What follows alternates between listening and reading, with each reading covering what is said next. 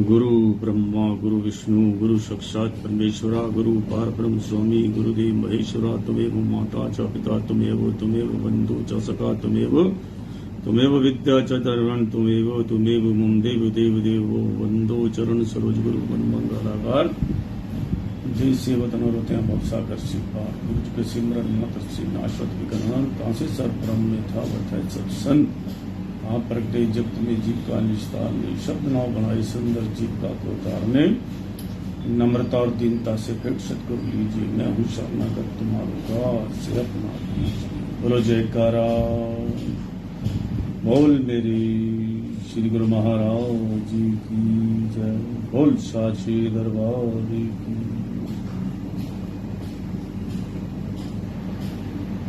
आज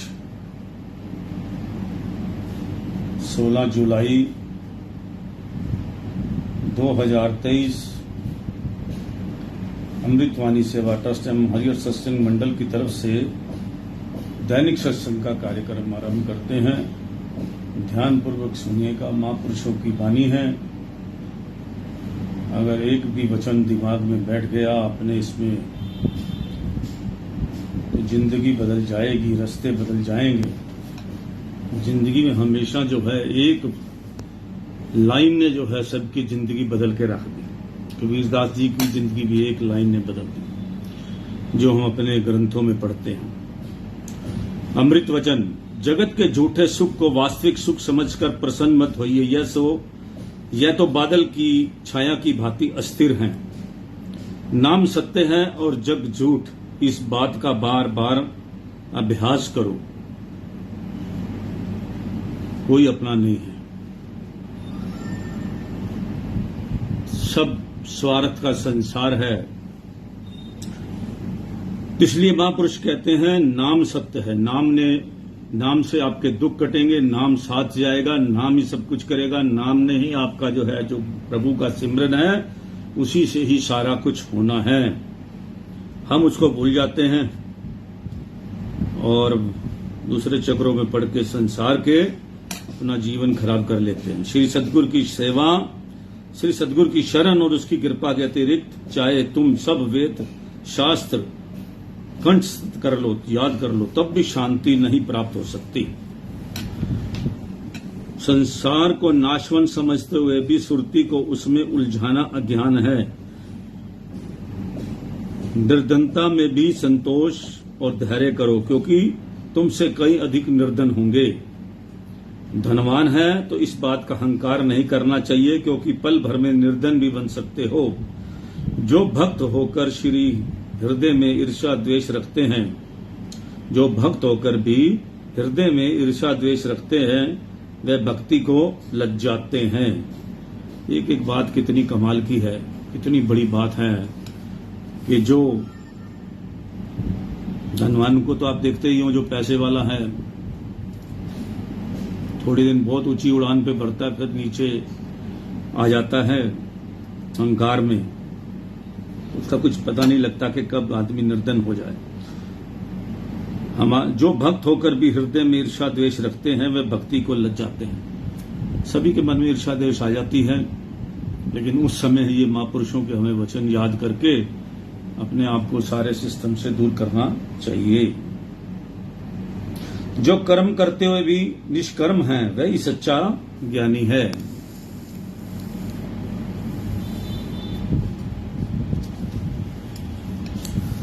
यदि चाहो कि मैं किसी के पराधीन ना हूं तो सदगुरु का आसरा लो। अगर आप चाहते हो मैं आजाद रहूं, मेरे को किसी की जरूरत ना पड़े, जैसे कई लोग कहते हैं कि हमें तो किसी की जरूरत ही नहीं, तो सही में मायने जो हैं, जो मालिक के साथ लगे हुए उनको किसी चीज की जरूरत नहीं होती है।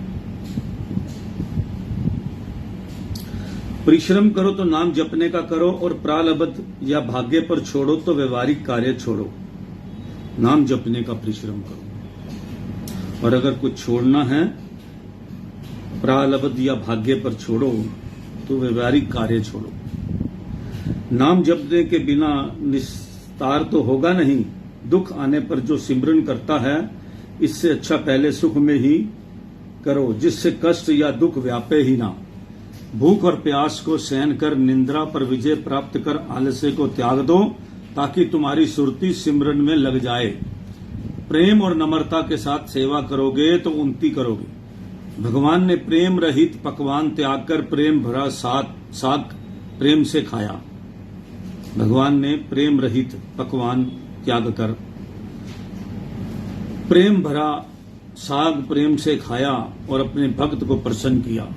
ये धन्ना जट की कहानी के ऊपर लिखा गया है कि साग और जो ढोढा कहते हैं, साग और जो है उसका मक्की का जो है रोटी जो है धन्ने जट ने खिलाई, और भगवान ने इतने अच्छे पकवान जो है 36 पदार्थ छोड़ दिए। तो ये प्यार में ऐसी गुरु नानक देव जी ने भी एक को बुलाया गया, तो उन्होंने जो है जो वहां का बहुत बड़ा वो पटवारी था, उसके यहाँ खाना नहीं खाया गांव के, और दूसरे के खाया। तो उसने बड़ा नाराज हुआ कि इसमें क्या और उसमें क्या है, भाई हमारा तो छोड़ दिया। तब गुरु नानक देव जी ने एक, हमने बचपन से कैलेंडर देखते आए हैं, तो ऐसे दोनों रोटी को ऐसे निचोड़ के दिखा रहे हैं, एक में खून आ रहा है और एक में अमृत बह रहा है। तो उन्होंने कहा कि जो ये मेहनत का पैसा है कमाया हुआ, इसके अंदर अमृत है, और ये लोगों को तंग करके सूद से वैसे परेशान करके गरीबों को जो पैसा कमाया हुआ है तो उससे धन बना हुआ है, तो इस पैसे में तो लहू है। तो गुरु नानक देव जी की कथा में है। तो इसलिए भगवान जो है वो प्रेम से रहित, जो सिर्फ अपने अहंकार में खाना खिलाएगा, भगवान को पकवान बनाकर भगवान तो नहीं खाएंगे ना, वो तो प्रेम भरा भोजन, चाहे वो कितना सिंपल होगा। ऐसे हमारे परमहंस जी ने किया। एक उन्होंने किसी ने बुलाया जो कुमार ने कि प्रभु आज हमारे घर में भी खाना खाइए। तो उनको पता था कुमार को कि शायद मना कर देंगे कि लेकिन हमारे परमहंस जी ने उनके घर में जाकर उसका बाजरे की रोटी मोटी मोटी खा ली। अब साथ वालों ने नहीं खाई। जब साथ वालों ने कहा तो प्रभु के पेट में बड़ा दर्द होगा, ये तो इतना खाते नहीं है, लेकिन आज इन्होंने बाजरे की इतनी मोटी रोटी खा ली। तो जब गुरु महाराज जी को पता लगा तो फिर गुरु महाराज ने फरमाया कि ये जो है प्रेम का भोजन है, पेट में दर्द नहीं करने वाला। क्या हम उसका दिल तोड़ देते तो यही समझता कि भाई भगवान भी गरीबों के घर में नहीं जाते, भगवान तो गरीबों के दिल में रहते हैं। श्रद्धा और भक्ति होनी चाहिए बस। सेवा और भक्ति की दात सतगुरु की संगति में मिलती है। यदि सच्ची खुशी का इच्छुक है तो सत्पुरुषों की शरण में आओ। श्री सतगुरु के अतिरिक्त और कोई भी ऐसी निधि नहीं प्रदान कर सकता जो ज्ञान दान देकर स्वाधीन कर दे। श्री सतगुरु आपकी सेवा स्वीकार करें तो आप अपने अहोभाग्य समझे। सेवा करके दूसरों पर प्रकट करना उसके फल से वंचित होना है। अगर आप सेवा करो, निष्काम करो और छुप के करो, किसी को बताओ मत। कहते हैं आपको दान करते हैं, एक हाथ से दूसरे हाथ को पता नहीं लगना चाहिए, नहीं तो निष्फल है। सच्चे सतगुरु का दर्शन कर आप में अवश्य परिवर्तन होगा, मन निर्बल होगा और सत्य की तरफ आकर्षित होगा। पूरे सतगुरु की शरण और आज्ञा में रहना उसी को रुचिकर लगता है जिसके कोटि जन्मों के पुण्य एकत्र होते हैं। दर्शन तो कई करते हैं परंतु उनकी कसौटी कोई विरला सहन करता है। श्री सतगुरु की आज्ञा का शस्त्र लेकर जो मन को मारे वही सेवक है। जैसे समुद्र में लहरें उठते हुए भी भगवान जहाज में बैठा हुआ व्यक्ति आनंद से समय व्यतीत करता है, वैसे ही मन में तरंगे उठते हुए भी गुरु शब्द अभ्यासी आनंद में जीवन व्यतीत करता है। हे सेवक, तुम भक्ति के लिए दुख सुख मान अपमान सर्दी गर्मी भूख प्यास संतोष से सहन कर लो तो सद्गुरु की प्रसन्नता पाओगे। तुम बिल्कुल निर्बंध होना चाहते हो तो गुरु आज्ञा के बंधन में स्वयं को निरंतित रखो। मन के दर्पण को गुरु शब्द से स्वच्छ करोगे तो हृदय के भीतर सद्गुरु के दर्शन होंगे। सद्गुरु अगर कभी बाहर से कठोरता का व्यवहार करते हैं तो अंदर से उसकी कृपा का हाथ भी साथ होता है। जिसका मन संसार के पदार्थों में उलझा हुआ है वह संसारी है, और जिसका मन श्री सद्गुरु के चरणों में लगा हुआ है वह संस्कारी है। तुम मालिक से रिद्धियां सिद्धियां मत मांगो, केवल सच्चे सत्संग की याचना करो, उससे सब कुछ उपलब्ध हो जाएगा। यदि तुम सद्गुरु की आज्ञा अनुसार सेवा में संलग्न हो तो सद्गुरु तो सिमरन सहज स्वभाव होता रहता है। सत्संग मूड से मूड मनुष्य को भी मनुष्यत्व बख्श देता है। जो समय की कदर नहीं करता वह मानो भाग्य को ठुकराता है। तुम्हें भी कभी मालिक से ने दुख भेजे हैं तो परेशान मत होवो, वह निश्चय कर जानो कि उसमें कोई हित ही निहित होगा। शब्द अभ्यासी को आंतरिक जागृति होने के कारण जड़ पदार्थों के जकोले चलायमान नहीं कर सकते। प्रतिदिन मालिक के चरणों में प्रार्थना करो तो सफलता प्राप्त होगी, बुद्धि में प्रकाश होगा और सत्कर्म की शक्ति उपलब्ध होगी। जो भक्त सच्चे मन से भगवान का सिमरन करता है, भक्त भी उसे एक पल नहीं बुलाते, भगवान भी उसे एक पल नहीं बुलाते। जो भक्त सच्चे मन से भगवान का सिमरन करता है, भगवान भी उसे एक पल नहीं बुलाते। जब तुम्हें पूर्ण विश्वास हो जाएगा कि मालिक मुझसे एक क्षण भी अलग नहीं है तो तुम्हें भय कदपि नहीं व्यापेगा। प्रभु सर्वव्यापी हैं और उन्हें गुरुमुखता से ही प्राप्त कर सकते हैं। सार्थक से सार्थक धन वही है जो परमार्थ में व्यय किया गया है। अगर बरकत या बख्शीश चाहो तो नम्रता सहित सद्गुरु की सेवा करो। सत्पुरुषों की वाणी अकाल पुरुष की आज्ञा समझ सिरोधर करो। आज्ञाकारी सेवक सद्गुरु को सबसे अधिक प्रिय हैं। रामायण में भी लिखा है, मोहे सेवक सम प्रिय को नाई।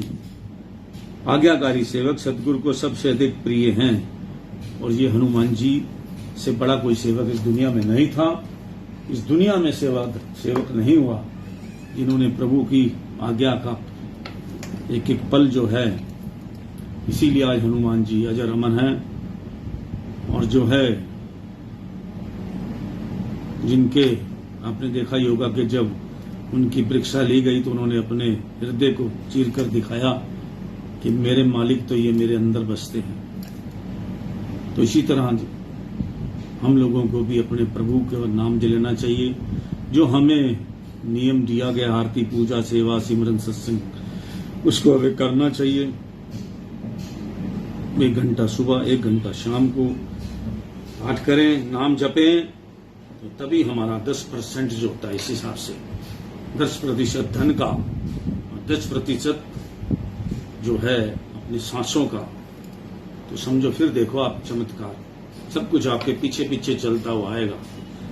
बिन मांगे मोती मिले, मांगे मिले ना भीख। और जो सच्चे महापुरुष होते हैं, जब मालिक की याद करते हो तो मालिक अपने आप ही मांगने उससे बड़ा देता है जो आपने सोचा भी नहीं।